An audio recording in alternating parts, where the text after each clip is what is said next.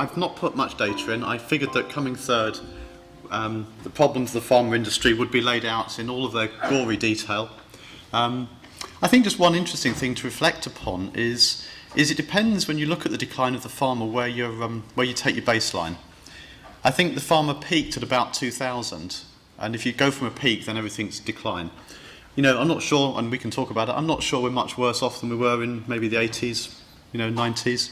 Maybe we just refound a balance, and we should talk about that. But one thing for sure is we're going into a new world.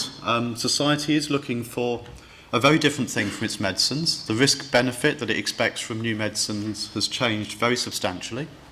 The price that it's prepared to pay for its medicines has come under fantastic pressure, not unreasonably. And the way in which pharma companies go about developing their medicines and establishing their safety has changed, and society expects us to change with it. So I think a lot of the things that we face really will be a challenge to any industry, and pharma's no different to the rest. One of the things I think that is unique, and that I would like to spend a couple of minutes about, is thinking about how we harness the innovation that I fully agree with the previous speakers is in plentiful supply in the UK, and turn that into something which does deliver patient benefit and starts to return some of that value back to the UK. This is a little schematic that I quite like. It makes a very simple point, and I'll try and just point at it. I think if you go back maybe to the 60s and 70s, maybe even through the 80s, there was a feeling that as sort of science expanded, as reflected by the increasing number of publications, we sort of kept track, we parallel tracked that advance in science with new medicines.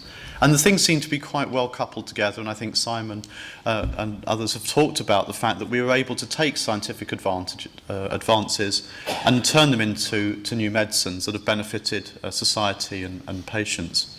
And then something sort of happened, I'm not quite sure when, around about early 90s, when although the science has kept expanding and our knowledge has expanded, suddenly the sort of number of new medicines has started to contract again, such that this sort of delta that we got used to has suddenly expanded, and there's a feeling now that we're somehow not really, we're not really harnessing the innovation that's going on, and somehow the ability to turn these ideas into new medicines has somehow got lost a bit. And I think that probably is true to an extent, and there's many reasons, and I don't want to go through all of them. But one of the things I did want to do is just talk a little bit how my company, GSK, and I'll stick to GSK examples, but I think they are indicative of the pharma industry generally, are looking to try and change the paradigm, get back on top of this, and starting to deliver value from the innovation that's undoubtedly going on. So one of the things we've done is and pharma's very good at this, is we've continually reorganised. And unless you're very close to it, you don't follow the acronyms or anything else. But there's a couple of themes that I'd reflect upon, certainly that I've seen across my time in GSK, which is about 30 years now. I think at its peak, and when it was a global organisation in the 80s, pharma was highly centralised. It had a very vertically integrated sort of command and control structure, global functions, very internally focused. We could deliver most of what was needed, from an original idea right through to a medicine launched onto the market. As time's gone on, we've gone through a series of organisational changes, but a couple of themes have been entirely consistent. One is that we've decentralised continuously to smaller units, more autonomous units, more decentralised systems, and these units have been increasingly looking externally to see how they harness the innovation that's going on. Both of those things are entirely sensible. You might think, well, what's the big deal? Science has always been a very personal thing, and I think we've probably worked out in time that the way to get the best out of scientists is to let them own their project, let them own their science, and stop telling them what to do. And certainly with the sort of information technology and everything these days, it's not as important to have these big centralised structures. It's quite possible to be in small groups, decentralised, and still make major innovative progress. And secondly, however big your company is, and as Simon points out, we're all a good bit smaller than we used to be, we're never going to own more than a very, very tiny fraction of 1% of the global innovation and the ability to innovate. So why would we think if we own 0.1 of the resources, we're going to do more than 0.1 of the innovation? So if we want to access the other 99.9%, maybe we need to look externally. So to do that, we've reorganised continually, say, to smaller units with greater external focus, and some groups now that are entirely externally focused. Very small groups, they have a budget and a small infrastructure. All of their deliverables come from an external focus. So I just thought I'd put a bit of flesh on the bones and talk about how these sort of groups work. Again, this is a GSK system, because I don't want to misrepresent anybody else, but it's common across the industry to a larger or lesser extent. So this is just a sort of, my only fact in figure one, which is there is a perception that certainly larger pharma with its contraction has pulled back from collaborating. And I think these are the facts and figures for GSK. And I don't think that's much of a pullback. If you look, we've got 500 collaborations across 50 universities. I believe this is just where those universities are. I've not quite worked out why we need a map to show it anyhow. But we've also increased. I think if we went back a few years, this would look very much like the be-all and end-all of it. If you look now, we've got things like the Clinical Imaging Centre, we've got initiatives with funding councils, incredibly good relationships, I think, with the funding councils, with shared objectives, shared goals. We've got collaborations with the Kinase Consortium in Dundee. We've got quite a lot of investment in training. I've been particularly interested in a lot of chemistry training. And again, an incredible environment, very adaptive environment to try and do our training with in the UK. So when we talk about innovation in the UK, I think it's there, it's alive and kicking. We shouldn't underestimate just how much of it is still there. Of course, this doesn't make the headlines quite as dramatically as jobs being lost and everything else. And although that's obviously not desirable, I think it's best sometimes to focus on the good news as well as all the problems. This is then just a very short slide to illustrate the sorts of interactions that we're trying to build externally. And I've put this is just a sort of random selection of things. But again, you can see, we've got an interest in ophthalmology, and our ophthalmology group is a very small group, but it's very tightly tied into centres of excellence, and they're getting some really nice progress with some science out of that. We've got a fibrosis effort in my own area, which is tied into all of the best UK centres, a couple of US centres as well, and is delivering virtually all of the target validation externally, with GSK and my group really bringing the bit that we bring, which is the drug discovery bit. We've got this group here, this academic DPU, which is a little business unit, which is completely focused on supporting academics who want to discover, develop, or reposition drugs.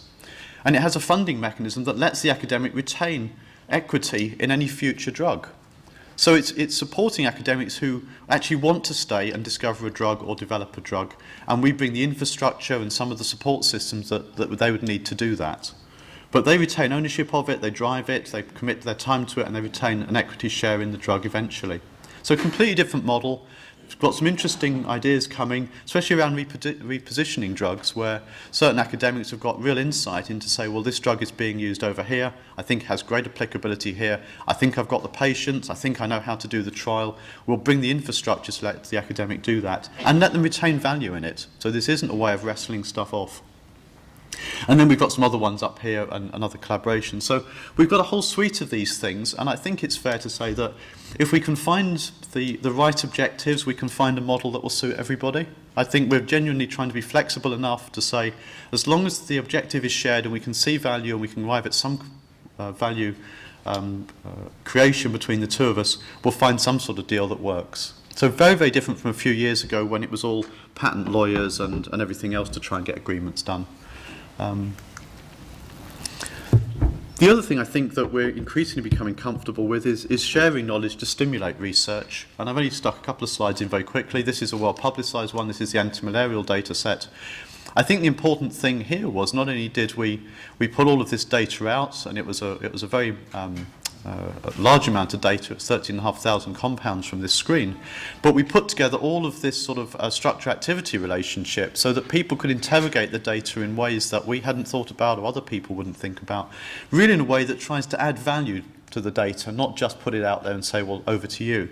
And I think it's fair to say with this consortium, this has stimulated a lot of interest and a lot of interesting research. I notice Novartis is now part of this. So I think this is a model we're going to see increasingly. I think it was obvious it was going to start with something like malaria. I don't think it'll stop there. I think there's a huge amount of pre-competitive work that we'll see in the future, which is put out there to stimulate to research, ultimately with the idea that we or one of the other companies may benefit, but more importantly that we may get some treatments for some of these very difficult diseases that still remain poorly treated. I think there was mention of science parks. I think the important thing here is this is one this actually was an artist's impression a year ago. This is a science park up at Stevenage, the Bioscience Catalyst. A year ago, I had to have the artist's impression. As I left today, these things are actually built. I mean, in less time than I can get a meeting with most of my staff, they've thrown up these 2 buildings and covered them in photovoltaic cells. I mean, it looks great. But I mean, the important thing here is it's a facility, it's for startup companies, it's for growing companies. The important thing is that you can't see it here, but this photo is taken from the GSK buildings, and GSK, the facility at Stevenage, will be a part of this science park. So we will go in one step from being behind this huge fence to being part of a science park, really with the idea of driving a different culture, a different way of thinking, driving interactions between drug discoverers in our company and people that are starting up their own companies or growing their own companies. And it's been a fantastic collaboration with all these funders and everything else to get this off the ground so quickly. So I think that's just a slightly different example of open innovation, but again, it sets a very different tone, maybe from the historical one where when Stevenage was built, which was back in '95, you know, it was an 8-foot high fence around it. You didn't get in there without, you know, showing your pass and everything else. This is the beginning of a new era, and it's going to be really exciting, I think. And then I just thought again, with the idea of saying, well, talk's easy, this actually is just the sort of partnerships that we've got. And I just wanted to make the point, because again, this isn't unique. These are just ones that, you know, I know are correct for ours. We've got partnerships already that are being incredibly effective across all the things. So we've got platform technology partnerships where we've identified companies that develop capability which we could build, and in the past we would have built, but now we're much more relaxed about it and saying, well, why would we want to build that? We've got real experts already doing it. Let's work with them rather than try to reproduce it. We've got lots of scientific collaborations, we've got in-license and out-licensing deals, and we've got an awful lot of collaborations with academia, which I've shown there. And that was it, thank you.